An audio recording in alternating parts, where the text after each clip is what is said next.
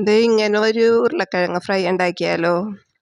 ചോറിൻ്റെ കൂടെ ആയാലും വെറുതെ ആയാലും ഇരുന്ന് തിന്നാൻ പറ്റിയ ഒരു ഉരുളക്കിഴങ്ങ് ഫ്രൈ ആണ്. അതിന് വേണ്ടി ദേ ഒരു ഉരുളക്കിഴങ്ങ് ദേ ചെറിയ അധികം കനമൊന്നുമില്ലാതെ അരിഞ്ഞെടുത്തിട്ടുണ്ട്. അതിലോട്ട് ആവശ്യത്തിനുള്ള ഉപ്പ്, കുറച്ച് മഞ്ഞൾപ്പൊടി, എരിവിന് ആവശ്യമായിട്ടുള്ള മുളക് പൊടിയും കൂടി ചേർത്ത് കൊടുത്ത് നന്നായിട്ടൊന്ന് യോജിപ്പിക്കുന്നുണ്ട്. വേറെ വെള്ളമൊന്നും ഒഴിച്ചു കൊടുക്കേണ്ട ആവശ്യമില്ല. ഉരുളക്കിഴങ്ങുമ്മ ഉള്ള ഒരു നനവുണ്ടാവുമല്ലോ, അത് മാത്രം മതി.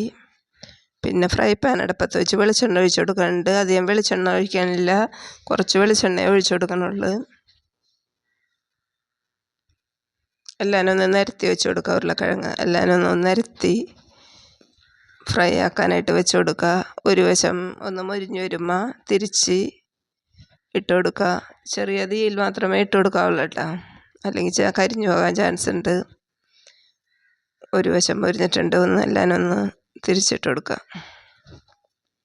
വളരെ പെട്ടെന്ന് തന്നെ റെഡിയാകും. എൻ്റെ മോൾക്ക് ഇങ്ങനെ ചെയ്യണത് ഭയങ്കര ഇഷ്ടമാണ്.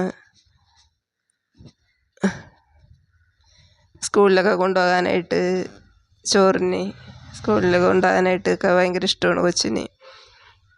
ഇത് കണ്ട 2 വശവും മൊരിഞ്ഞ് വന്നിട്ടുണ്ട്. നല്ല ടേസ്റ്റാണ്. വെറുതെ ഇരുന്നാണെങ്കിലും നമുക്ക് കഴിക്കാം.